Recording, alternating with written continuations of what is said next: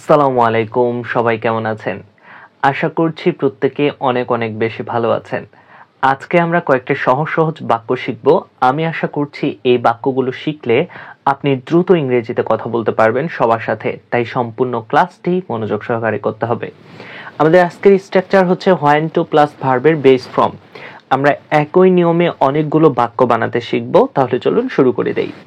কখন যেতে হবে? when to go।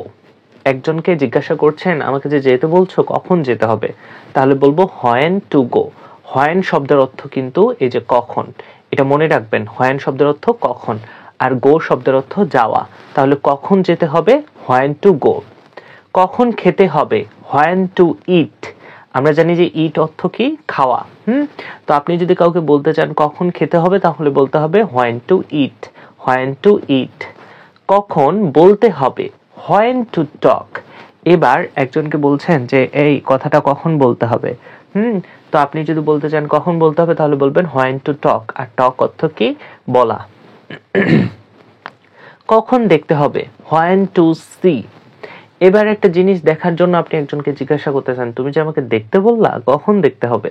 তাহলে বলবেন when to see। when to see। কখন পড়তে হবে? when to read। আমরা অনেকেই জানি না আসলে ভালো পড়াশোনা করার সময় কোনটা, তাই আমরা কিন্তু জিজ্ঞাসা করে থাকি যে কখন পড়তে হবে। তো কখন পড়তে হবে বলার ক্ষেত্রে বলবো when to read। read অর্থ পড়া। কখন থামতে হবে? when to stop। অনেক সম্পর্ক আছে যে সম্পর্কগুলোতে আমাদের কখন থামা উচিত সেটা আমরা জানি না, তাই এই জানাটা কিন্তু খুবই জরুরি, রাইট? তো যেই সম্পর্কে দেখবেন যে আপনার সম্মান নাই বা আপনি ওখানে রেসপেক্টটা পাচ্ছেন না, সেই সম্পর্ক থেকে আপনার সরে আসা উচিত। তো কখন থামতে হবে বলার ক্ষেত্রে বলবো when to stop। কখন শুনতে হবে? when to hear। hear অর্থ কিন্তু শোনা। তো আপনি যদি বলতে চান কখন শুনতে হবে, তখন বলতে হবে when to hear। when to hear। কখন হাঁটতে হবে? when to walk। এবার আপনি একজনের কাছে জানতে চাচ্ছেন যে এই কখন হাঁটতে হবে, তাহলে বলবেন when to walk। when to walk। walk অর্থ হাঁটা। কখন খেলতে হবে?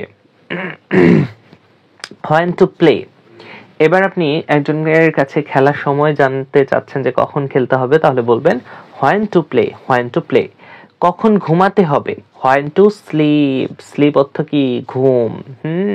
তো যদি জানতে চান কখন ঘুমাতে হবে, তাহলে বলতে হবে when to sleep। when to sleep। কখন লিখতে হবে?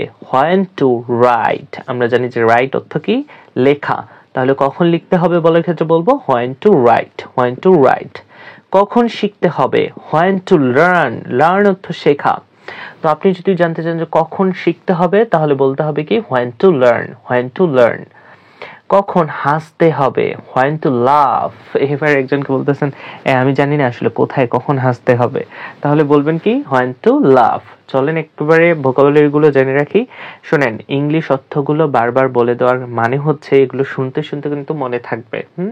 তো এগুলো জানা খুব জরুরি। গো অর্থ যাওয়া, ইট অর্থ খাওয়া, টক অর্থ বলা, সি অর্থ দেখা, রিড অর্থ পড়া, স্টপ অর্থ থামা, হেয়ার অর্থ শোনা, ওয়াক অর্থ হাঁটা, প্লে অর্থ খেলা, স্লিপ অর্থ ঘুমানো, রাইট অর্থ লেখা, লার্ন অর্থ শেখা, লাভ অর্থ হাসা। তো একই নিয়মে আসলে আপনি কতগুলো বাক্য বানাতে পারেন সেটা আমাকে কমেন্ট করে অবশ্যই জানাবেন। আর কেমন লাগলো এই ছোট্ট ক্লাসটি সেটা কমেন্ট করে জানাতে ভুলবেন না। সবার সাথে অবশ্যই শেয়ার করবেন। পেজ থেকে দেখলে পেজটি ফলো করবেন, চ্যানেল থেকে দেখলে চ্যানেলটি সাবস্ক্রাইব করবেন। দেখা হচ্ছে পরবর্তী কোনো ক্লাসে। ততক্ষণ পর্যন্ত সবাই ভালো থাকুন, সুস্থ থাকুন। আল্লাহ হাফেজ।